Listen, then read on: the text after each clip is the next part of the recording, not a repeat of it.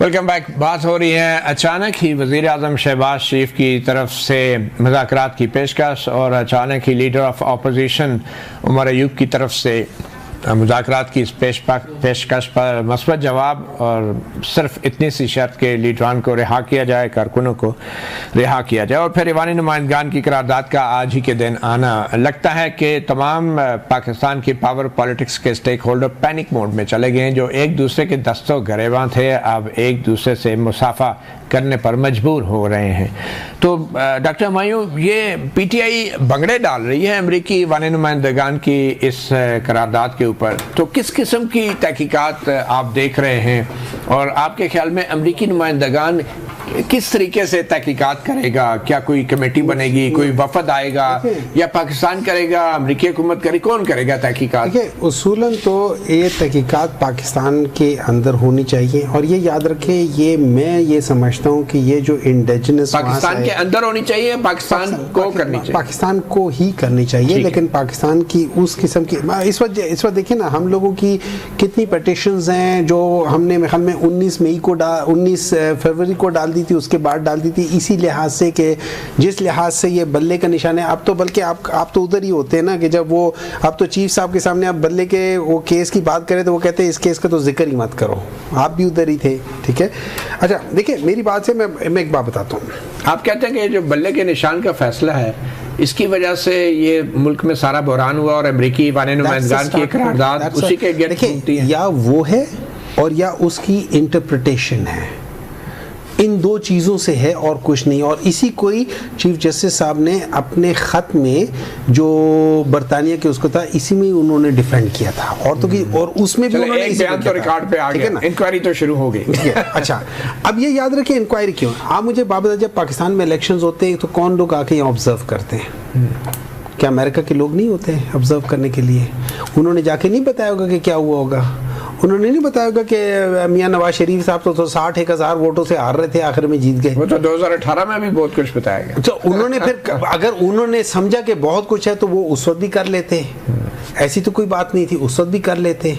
देखिए बात ये हो जाती है कि जब हम अच्छा अभी इख्तियार वली साहब बता रहे थे कि इनके जो पास्ट है वो हमेशा से इस लिहाज से है। मैं आपको बताता हूँ, मियां नवाज शरीफ साहब वो वाहिद पॉलिटिशियन हैं जिन्होंने 8 या 9 प्राइम मिनिस्टर की सीटें हटाने में डायरेक्टली और इनडायरेक्टली रोल प्ले किया है, स्टार्टिंग फ्रॉम 1981।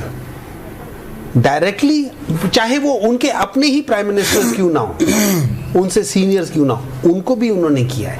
सो वो इस इंट्रीग में हमेशा से रहे हैं। तो खैर खान साहब भी फिर बाद में शामिल हो गए। एक मिनट है ना, खान साहब ने किसी 2014 का धरना देख लें। देखो धरना मुझे एक बात बताए, धरना देना क्या वो क्या गैर आईनी काम है? वो लंदन प्लान भी आ गया, बहुत सी मालूमात सामने आ गई। नहीं देखिए ना, क्या वो गैर आईनी काम है? हम धरना दे रहे थे ना, तो जनरल ज़हीरुल इस्लाम और इन लोगों से आप राब्ते में नहीं थे। ये तो देखिए मुझे एक बात बताएं, लेट्स बी ऑनेस्ट, पाकिस्तान में कौन शख्स है जो कि किसी भी काम के लिए, किसी भी चीज के लिए एस्टैब्लिशमेंट वहां पे नहीं होती, डायरेक्टली इनडायरेक्टली हमेशा होती है। कब नहीं हुई? You have been very honest. ठीक है ना? नहीं, मैं सब आप बता रहा हूँ ना। देखिए दो चीजें हैं, लीस्ट कॉमन फैक्टर और हाईएस्ट कॉमन फैक्टर। एस्टैब्लिशमेंट और जुडिशरी लीस्ट और हाईएस्ट कॉमन फैक्टर्स हैं। इन्होंने हर जगह पे क्या, मेरे लिहाज से पॉलिटिशियंस हैं, बदनाम हैं, गलत काम भी किए हैं, लेकिन इन दो इदारों ने हमेशा पाकिस्तान को मेरी नजर में सबसे ज्यादा। अच्छा, ये जो वज़ीर आज़म की पेशकश है, अब इस पेशकश को जो उमर अयूब साहब ने मशरूत तौर पे कबूल किया है,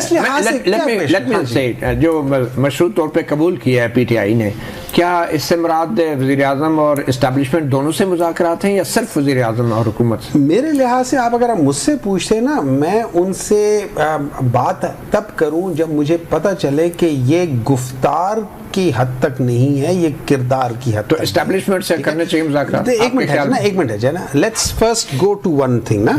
अभी देखिए बकौल मौलाना साहब प्राइम मिनिस्टर साहब का तो वो है ही नहीं, वो तो एक कुर्सी के ऊपर उन्होंने, वो जैसे हम कुर्सी मरने के लिए मैं कागज नहीं रख देता हूँ तो उनको रखा हुआ है, ठीक है ना। तो इनके तो कोई है नहीं। लेकिन अगर ये समझते हैं एज ए गवर्नमेंट, अगर ये समझते हैं तो गवर्नमेंट के बड़े इख्तियार होते हैं। फॉर एग्जाम्पल ह्यूमन राइट्स के लिहाज से मैं हर दफा आपके प्रोग्राम में, बहुत प्रोग्राम में CRPC 4971 के तहत जो औरतें हैं, जो बच्चे हैं या बीमार लोग हैं, ठीक है, इन्होंने अपनी बीमारी का भी जिक्र किया था। ये तो बड़ी फेयर बात है अख्तियार वाली साहब, ये तो डॉक्टर साहब बात कर रहे हैं कि औरतें हैं, बच्चे हैं, मतलब गवर्नमेंट के पास इख्तियार तो बहुत होता है। 3 MPOs कोर्ट तो नहीं करता ना। रिहाई को मुज़ाकरात की शर्त के तौर पे क्यों डील किया जाए? वो तो बगैर किसी शर्त के उनको हैंडल करना चाहिए। सर मुझे ये बताइए, क्या मरियम नवाज एक खातून नहीं थी? उनके बच्चे नहीं थे? तो आप बदला ले रहे हैं? नहीं, बदला हम क्यों ले? तो आप तो यही कह रहे हैं। तो ये फैसिलिटी ये नहीं दे सकते थे उनको? इन्होंने कोई इसकी, चले इन्होंने नहीं दी, 3 MPO के तहत उनको किया अंदर। किस मुकदमे में आपने उनको गिरफ्तार नहीं किया? अपने बाप के सामने उसको गिरफ्तार किया। वो तो पुराना मुकदमा था, हमारा तो नहीं था। अच्छा, हमने चले आपने भी बनाने में कोई गिरफ्तारी तो आपने, हमने नहीं बनाया था, नैब ने की थी। एक होती है ना, एक नॉर्मल पॉलिटिकल केस होता है, और एक होता है कि आप मुल्क के रियासती इदारों पर हमला करें। अब Jinnah house, corps commander house, GHQ, colonel Sher Khan का, ये खुद मेरे भाई बैठे हुए हैं, ये KP से इनका ताल्लुक है, सवाबी से आपका कौमी हीरो है कर्नल शेर खान। उसके मुजस्समे को उठा के जिस तरह ज़मीन पे पटक के मारा है, और वो बंदा, he is a die hard worker of PTI। आप ये भी नहीं कह सकते हैं कि वो कोई गैर बंदा, एक आम आदमी जनूनी है, उसके पीछे आप इतना बड़ा कॉल किसने दी? एक जो भी जनूनी कॉल किसने? तो कोई साबित हुआ आज तक मुकदमा? तो क्यों नहीं केस चल रहे, क्यों नहीं फैसले हो रहे, क्यों साबित नहीं हो रहे? चल जाएगा, और अगर नहीं चलता है तो मतीला भाई हमें क्या प्रॉब्लम है?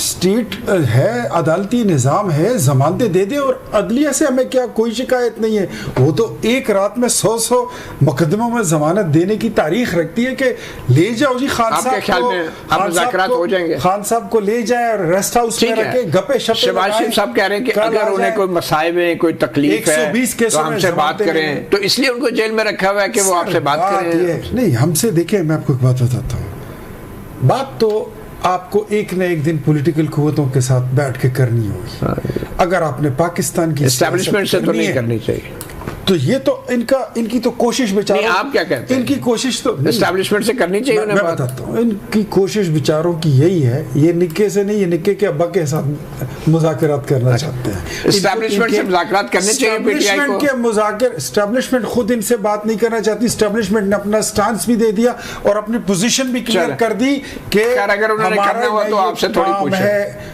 अगर पूछे न पूछे, लेकिन उन्होंने कह दिया कि ये हमारा काम नहीं है, हमारा डोमेन नहीं है, जाके पार्लियामेंट में पॉलिटिकल पार्टीज के साथ बैठ। बहुत शुक्रिया, बहुत शुक्रिया। सियासी और सफारती महाज पे जारी जंग का हवाला आपने देखा। वक्फे के बाद आपको अदालती महाज पे जो चंद नई डेवलपमेंट्स हुई हैं उनके बारे में बात करेंगे। हमें ज्वाइन करेंगे सीनियर कोर्ट रिपोर्टर और जर्नलिस्ट हसनात मलिक।